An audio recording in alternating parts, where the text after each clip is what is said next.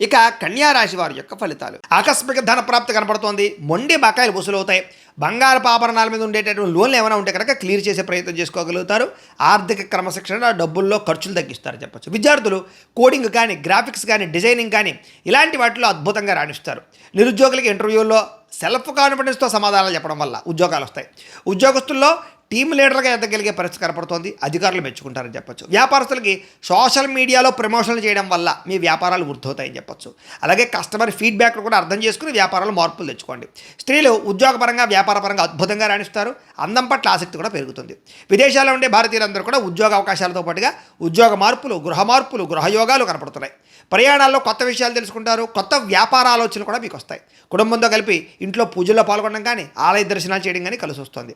మీ మీద వచ్చినటువంటి నిందలు తొలగించుకుంటారు. ఆరోగ్యంగా ఉండడానికి, అందంగా ఉండడానికి జీవనశైలిలో మార్పులు తెచ్చుకుంటారు. మీరు ఇష్టపడే వ్యక్తితోటి వివాహ సంబంధం కుదురుతుంది. ప్రేమ వివాహాలు కూడా ఫలిస్తాయి. భార్యాభర్తలు ఇంట్లో ఉండే సమస్యలు పరిష్కరించుకుంటారు. పిల్లలతో ప్రేమగా మెలుగుతారు. ఇళ్ల స్థలాలు కానీ, బంగారం మీద కానీ పెట్టినటువంటి పెట్టుబడులు చక్కగా లాభిస్తాయి.